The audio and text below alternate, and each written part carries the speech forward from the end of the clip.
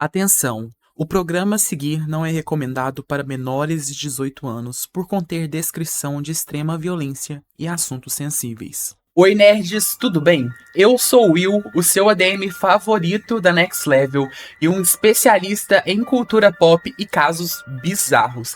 E sejam bem-vindos a mais um episódio do Sexta-feira 13, um programa onde vamos contar as histórias mais bizarras que nos assustam, com episódios novos toda sexta-feira às 13 horas. No nosso primeiro episódio, nós falamos sobre Jeffrey Dahmer, o famoso canibal de Milwaukee. Então, se você ainda não assistiu, assim que encerrar esse programa, corre lá para assistir. E no episódio de hoje, nós vamos falar sobre um caso de assassinatos que abalou o mundo da moda e do crime. Claro que antes da gente começar, eu quero te pedir para nos acompanhar também em outras redes sociais. A gente posta muitos conteúdos sobre games, cultura pop, cultura geek, então sigam a gente por lá. Se você estiver nos assistindo aqui pelo YouTube, deixe o seu gostei nesse vídeo, se inscreva no canal e se você também estiver aí nos assistindo pelo Spotify, não esqueça de nos seguir. Então prepare-se para conhecer todos os detalhes intrigantes do assassinato de Gianni Versace, que voltou a ficar popular depois da segunda temporada de American Crime Story e todas as reviravoltas dele. Diferente do primeiro episódio, aqui temos duas pessoas muito importantes para o caso. Gianni Versace. It's Versace. Not Versace. E o seu assassino Andrew Cunanan. O assassinato de Gianni Versace, um ícone da moda mundial, deixou o mundo perplexo. Mas você aí conhece quem foi essa grande personalidade? Então, para começarmos, eu vou te contar um pouquinho sobre quem foi ele e fiquem ligados porque no final a gente vai ter um quiz bem legal. O estilista Gianni Versace nasceu em uma cidade pobrezinha da Itália chamada Reggio Calabria em 2 de dezembro de 1946. Ele era um sagitariano, mesmo que essa informação seja totalmente irrelevante para o nosso caso. E se ele estivesse vivo ainda hoje, teria 76 anos. Sua mãe dirigia um pequeno ateliê de costura, onde ele começou a trabalhar muito cedo e foi o seu berço de aprendizagem. A moda até hoje é um grande tabu e isso não deveria ser, mas como Gianni nasceu em uma família já que trabalhava no ramo, isso nunca foi um problema. Ele sempre foi incentivado a aprender e logo sua mãe percebeu que ele tinha uma aptidão para desenhar vestidos. A sua primeira oportunidade na moda veio aos 25 anos, em 1972, quando um dono de confecção contratou Versace para desenhar uma coleção que seria produzida em Milão, mas até o momento não era nada tão grande assim. Ninguém conhecia seu nome, mas a coleção foi um sucesso que ele continuou desenvolvendo novas e decidiu se mudar para Milão, a capital da moda. Assim, começou a trabalhar com grandes marcas como Kellogg e Cómplice. Em 1978, Gianni resolveu fundar a Versace Company em sociedade com seu irmão Santo e a sua irmã Donatella, que cuidaria da publicidade da marca e era sua grande musa inspiradora. No mesmo ano, ele já lançou 2 coleções, uma feminina e uma masculina, que estava em sua loja em um dos pontos mais renomados de Milão. Gianni sempre foi muito irreverente e a sua estética fugia totalmente do estilo das casas de moda italiana da época. Enquanto outros estilistas trabalhavam uma pegada mais minimalista ou de money, Versace chegava com a opulência. Ele até chegou a fazer uma declaração bem polêmica na época, que falava que Giorgio Armani vestia as esposas, enquanto Versace vestia as amantes. Apesar disso ter sido dito por Giorgio Armani, mas desmentido por Donatella Versace, em 2015 ele voltou a falar que Gianni disse que vestia vagabundas e ele senhoras da igreja. Donatella foi até a mídia e retrucou. Acho extremamente rude e sem sentido que o Sr. Armani tenha voltado a colocar palavras na boca do meu irmão, principalmente porque ele infelizmente não está mais entre nós. Para responder, esta é a segunda vez que ele afirma que isso foi dito. E a primeira vez foi após sua morte, e ele me pediu desculpas na época. A única coisa que saía da boca do meu irmão quando o assunto era moda era a palavra glamour. E agora, a única coisa dita sobre ele deveria ser: descanse em paz, Gianni Versace. Mas mesmo com a preferência da elite por Armani, Gianni conseguiu se tornar um desejo de todos. Gianni Versace não era só um estilista renomado, ele era uma força que revolucionou a moda e a cultura pop. Seu nome se tornou sinônimo de elegância e extravagância. Mas antes de nos aprofundar no caso do assassinato, nós precisamos compreender o brilho e o sucesso que ele trouxe para a indústria da moda como um todo. Versace não apenas criou roupas, ele criou obras de artes vestíveis. Sua visão visionária combinava elementos de alta costura com uma atitude provocante e ousada. Suas peças eram verdadeiras expressões de individualidade e autoconfiança. Doing Versace was one of my first major campaigns. Well, I think the Gianni Versace, and I think Donatella has carried this on, it was just like bold and sexy and powerful women. And he really wanted your personality to shine through. You weren't like some robotic model one after the other. It was like he embraced kind of like that individual woman who, yes, she's sexy, but she's not a victim of her sexiness. She owns it. Ele criava para mulheres sexys e poderosas, trazendo cores vibrantes, tecidos brilhantes, estampas, fivelas, bandagens e muita extravagância para o guarda-roupa italiano. Assim, Gianni começou a vestir grandes atrizes e celebridades da época. Inclusive, mesmo com seu estilo sóbrio, a princesa Diana era uma amiga pessoal do estilista e uma cliente fiel. O impacto de Versace, com a sua abordagem inovadora à moda, quebrou barreiras e desafiou convenções.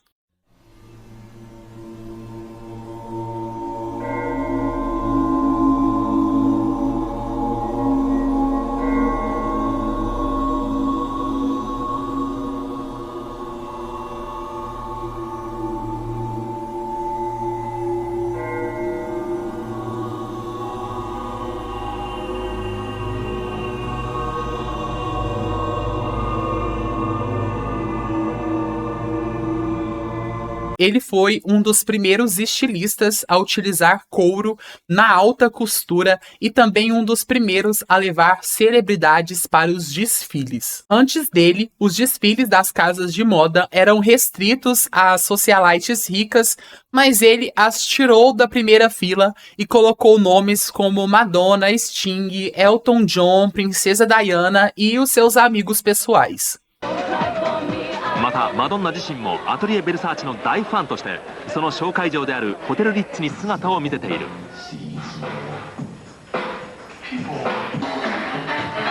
95年秋冬のコレクションではベルサーチがショーのフィナーレでマドンナにブーケを渡すこんなシーンも見られた。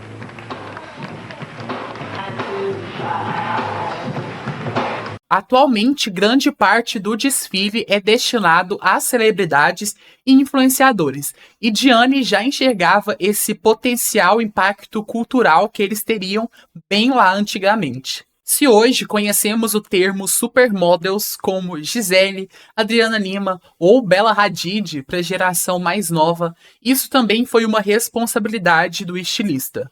Antes de Gianni, as modelos eram tratadas de forma mais anônima, mas a sua seleção de talentos as transformou em celebridades, que cruzaram a linha da moda e invadiram a cultura pop, convidadas para clipes de George Michael ou Michael Jackson apenas. Sua gangue de supermodelos dos anos 90 era uma coisa assim, absurda, e até hoje são nomes conhecidíssimos dentro da indústria da moda, como Naomi Campbell, Linda Evangelista, Cindy Crawford, Claudia Schiffer, Kristen Turlington, Yasmin Gorin, Carla Bruni, Shellon Harlow, Kate Moss e muitas outras. Elas literalmente se tornaram o padrão da época, e todas mulheres ou meninas queriam ser como elas ou estar com elas.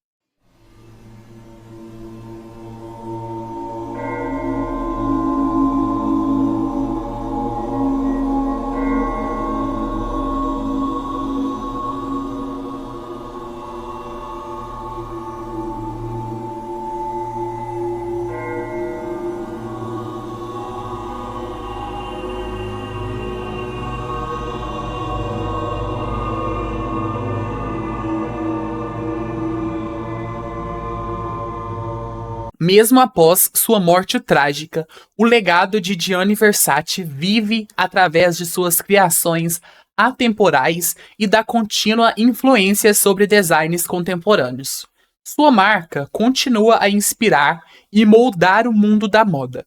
Sua estética e seus códigos são replicados até hoje. Eu posso contar uma curiosidade super aleatória sobre a marca? Hoje só existe o Google Imagens por causa da Versace. No Grammy de 2000, a Jennifer Lopez usou um vestido da marca e houve tanta procura por fotos que os textos do Google não supriram a busca e eles adicionaram a função de imagens em 2001.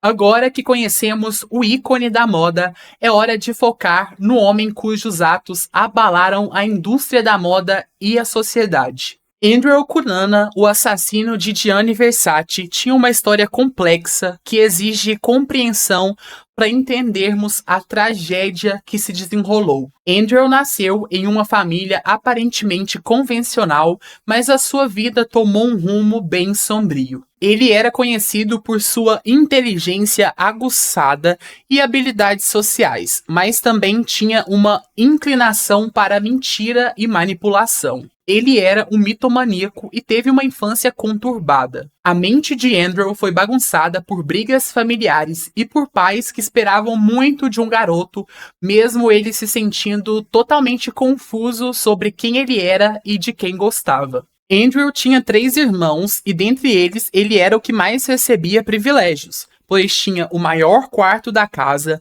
estudou em excelentes escolas e ganhou uma BMW em seu aniversário de 16 anos. O problema aqui é que o pai dele sonhava muito com uma ascensão social, e como ele considerava a esposa e os outros 3 filhos zeros à esquerda, ele depositou todo esse sentimento em cima de Andrew. Ele era um homem ambicioso, faminto por poder e dinheiro, que faria qualquer coisa para realizar seu sonho americano e depositou toda a sua esperança em seu filho, criando ele como um carrasco que chegaria ao topo de qualquer forma. Mas claro que isso não chegou de uma forma muito legal no psicológico do garoto, que sentia muito essa pressão e essa necessidade de ser sempre o melhor. E caso não fosse, ele mentia sobre ou até dava um jeitinho de ser.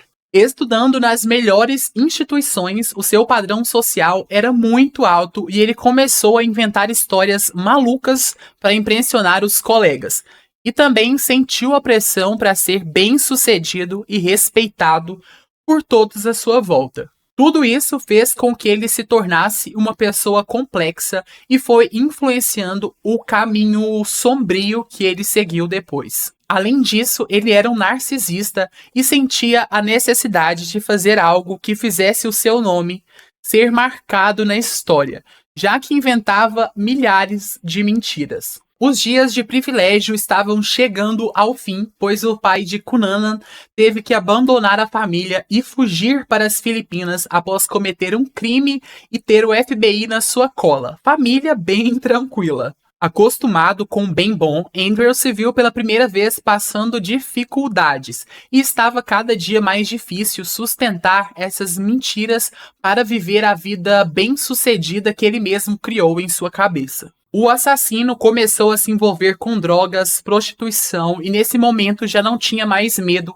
de eliminar qualquer pessoa que estava em seu caminho e manter a sua vida de luxo. Para entendermos o que levou Cunanan a cometer tais atos tão horríveis, precisamos também entender um pouco sobre as suas motivações. Será que havia razões pessoais? Um desejo por notoriedade, ou foi uma combinação dos 2 fatores que impulsionaram ele a cometer esse crime horrível? Se repararmos, todas as vítimas de Andrew eram símbolos de vidas que ele nunca poderia ter. Gianni Versace era um homem gay muito bem sucedido, dono de uma respeitada casa de alta costura e com uma linda casa em Miami. Agora que conhecemos os personagens principais dessa história, vamos traçar uma linha do tempo do assassinato, desde o primeiro crime até o encontro com Gianni Versace e a resolução desse caso. Aos 19 anos, Andrew se assumiu homossexual e, após passar o abandono do pai,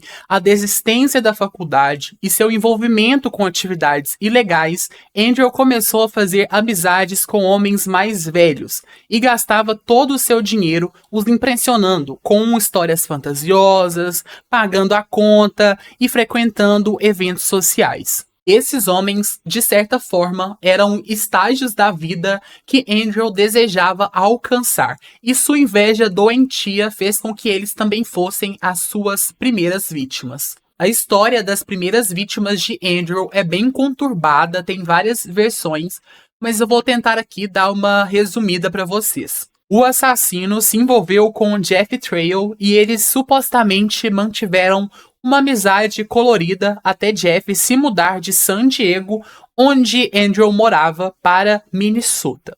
A distância e o comportamento de Andrew fizeram com que os dois rompessem a relação. Inclusive, um ex-namorado de Jeff chegou a dizer para a Variety Fair o seguinte: Jeff me disse que eles estariam em público e Andrew contaria suas histórias e colocaria nele, e Jeff não queria que nada de falso fosse dito sobre ele. Andrew o envergonharia em público. Enquanto a irmã de Jeff conta que o assassino tinha uma estranha obsessão por ele, imitando até mesmo os trejeitos do irmão. Andrew também tinha se envolvido com o arquiteto David Madison, com quem já chegou até a falar que era o seu homem dos sonhos, mas após descobrir suas mentiras, David terminou com Andrew e deixou seu coração partido. Pouco tempo depois, Andrew ouviu alguns rumores que Jeff e David estavam se relacionando, e isso foi o estopim para o assassino planejar a sua vingança. O jovem viajou até a cidade de ambos e pediu ao seu ex-namorado para ficar alguns dias no seu apartamento enquanto estivesse na cidade. Mesmo achando tudo isso muito estranho, David cedeu à vontade de Andrew. Algumas fontes falam que o assassino e Jeff tinham concordado em se encontrar para um café e conversar sobre esse distanciamento da amizade no apartamento de David. Mas quando Jeff chegou, foi recebido de forma agressiva e morto com marteladas na cabeça em 27 de abril de 1997. O destino de David também é um grande mistério. Inclusive, por muitos dias, a polícia achou que seria ele que teria matado Jeff. Mas, segundo fontes, David, ao chegar em seu apartamento, ficou horrorizado com o assassinato e queria chamar a polícia, mas foi ameaçado por Andrew. Vizinhos até chegaram a relatar que viram David e Andrew no dia seguinte após o assassinato de Jeff, mas supostamente o assassino obrigou David a fugir com ele. O corpo de Jeff foi encontrado 2 dias após o assassinato, enrolado em um carpete, devido ao mau cheiro que saía do apartamento. A polícia, chegando lá, não encontrou mais nenhum sinal de Andrew e David. Ele acreditava que se fugisse com o ex-companheiro, enfim, os dois conseguiriam ficar juntos. Mas como David não deve ter aceitado reatar com Andrew com muita razão, o arquiteto foi encontrado morto nas margens de West Rush Lake com 3 tiros na cabeça em 2 de maio. Após isso, Andrew fugiu com o Jeep do ex e ligou para o milionário que ele tinha conhecido, Lee Miglin, de 72 anos. O FBI já estava na cola dele e encontrou o Jeep próximo à casa de Lee. Mas chegando lá, perceberam que Andrew tinha amordaçado o idoso, esfaqueado seu corpo, cerrado sua cabeça e o atropelado até desconfigurar completamente o seu corpo, e fugido com um novo carro. Lee Miglin era um magnata do ramo imobiliário dos Estados Unidos e colecionava grandes clientes. Além disso, ele era casado com a apresentadora do Home Shopping Network, Marilyn Miglin, uma celebridade local. O mais maluco disso tudo é que a família de Miglin nega que ele tenha conhecido Andrew em algum momento de sua vida. Então realmente me parece uma história de gigolô que, de certa forma, todos ali conheciam, mas ninguém tinha coragem de assumir. Porque milionários não costumam abrir as suas casas assim para estranhos. Como estamos falando de um milionário, não estamos falando de um simples carro. E automaticamente a polícia já tinha a localização do assassino. Mas a polícia, descuidada como é, deixou a informação se tornar conhecimento público e Andrew ouviu no rádio que o carro era monitorado e simplesmente arrancou a antena que enviava sinal e procurou se livrar do carro.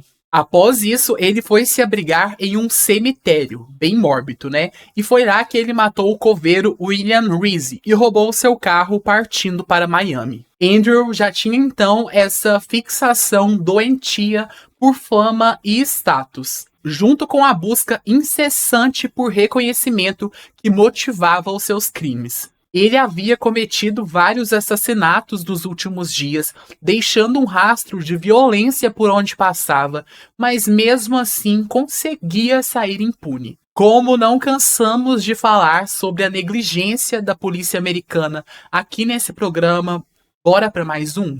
Chegando em Miami, ele alugou um apartamento. E para isso você precisa dar os seus documentos e a empresa joga eles em um sistema do governo para aprovação do aluguel ou coisa do tipo. Mas o nome dele entrar no sistema foi simplesmente ignorado.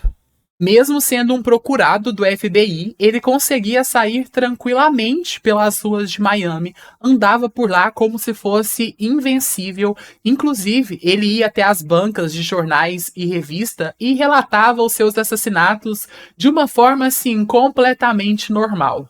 Lembrando das expectativas de seu pai, Andrew já planejava encontrar sua próxima vítima, que o traria reconhecimento e levasse seu nome para o mundo. Antes do encontro fatal, Cunanan já sabia sobre a fama e fortuna de Gianni Versace.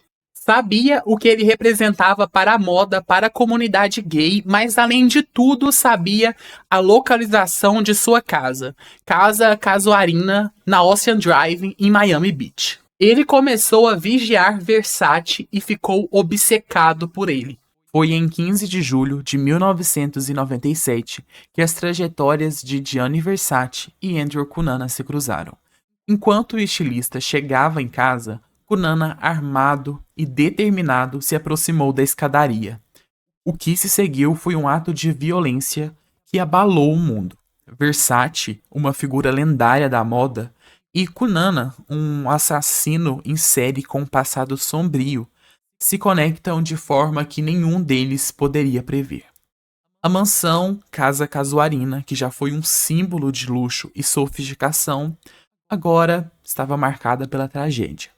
Na escadaria do portão, Andrew atirou em Gianni, que tinha acabado sua caminhada matinal.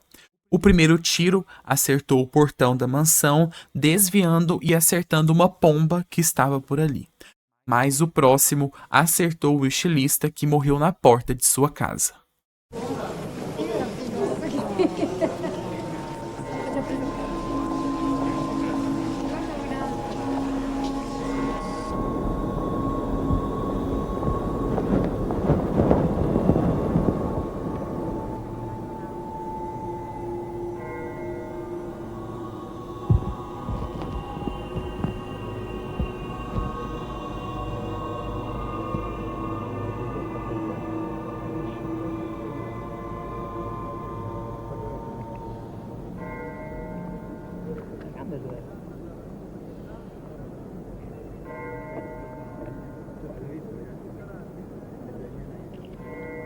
A morte de Versace enviou uma onda de choque ao redor do mundo. A sua influência na moda e na cultura pop transformou a sua morte em um evento que transcendeu as manchetes dos jornais, deixando um legado gigante que ecoa até os dias atuais. I just want to say thank you, Gianni. You have broken those barriers.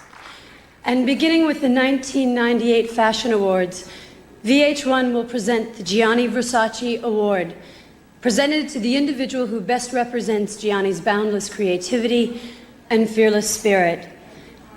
And now we present Gianni Versace's Final Couture Collection. A mídia tem um papel assustador nesses casos, principalmente quando falamos da televisão dos anos 90 e 2000, que não tinha responsabilidade social nenhuma. E essa narrativa era um prato cheio para os urubus da audiência, que tentaram sugar o caso ao máximo, inventando muitos rumores que prejudicam as famílias das vítimas até hoje. Ao concluirmos essa jornada sobre o caso do assassinato de Gianni Versace, é também muito importante a gente parar para refletir as lições que a gente consegue tirar dele. O impacto duradouro de um crime tão trágico nos lembra a fragilidade da vida e a importância de entender as nuances por trás de cada história. A autoconfiança de Andrew era uma coisa verdadeiramente assustadora, e ele acompanhava todo o caso que ele mesmo tinha protagonizado pela televisão. Encantado pela cobertura da mídia, ele acreditava que jamais seria preso.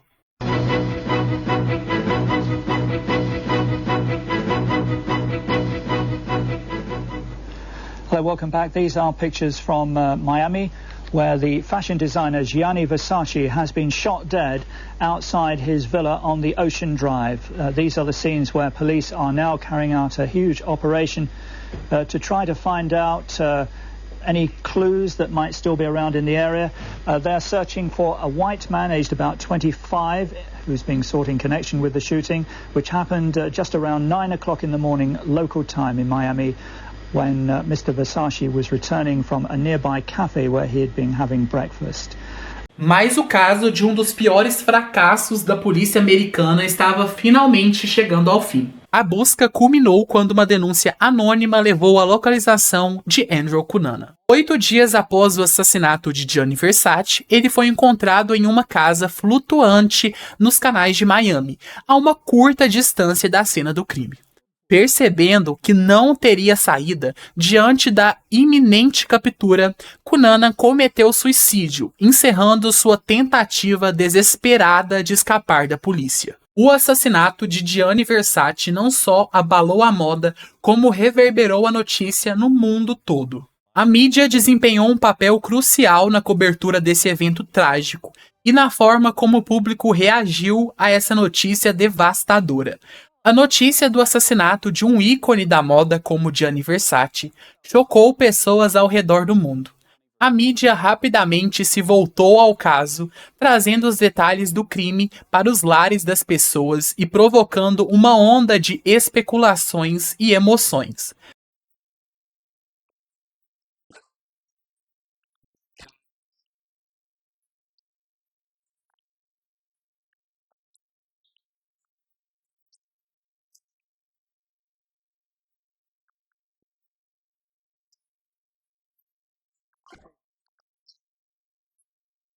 A mídia não apenas relatou os fatos, mas também explorou as complexidades dos personagens envolvidos e as possíveis motivações por trás do crime. Especialistas foram chamados a oferecer análises e perspectivas sobre esse evento que explodiu a bolha. O impacto do assassinato de Gianni Versace não se limitou apenas à moda. Ele tocou a vida de inúmeras pessoas que se inspiravam em sua vida pessoal e no seu trabalho. E o público reagiu de diferentes maneiras, expressando tristeza, choque e até mesmo revolta diante dessa tragédia. O seu squad de supermodels ficou desolado e a moda simplesmente perdeu a graça e a leveza que Gianni tinha trazido. It's so unfair. It's not fair. How did you get the news? How did you learn of his death? Yesterday I was driving to Rome to go to work for Gianni, and I was driving to Rome to meet Donatella and Santos and the whole team for rehearsal. And I got a phone call 10 minutes before I got to Rome, and I didn't believe it. So I got out the car and stopped the car, and then I got back in the car, and then someone called me and said it wasn't true, it was a mistake. And then when I got there and I saw Donatella, so... You found out it was in fact true. Yeah. O assassinato de Gianni Versace fez com que a moda perdesse um grande criador, mas a sua casa vive e influencia pessoas no mundo todo até hoje.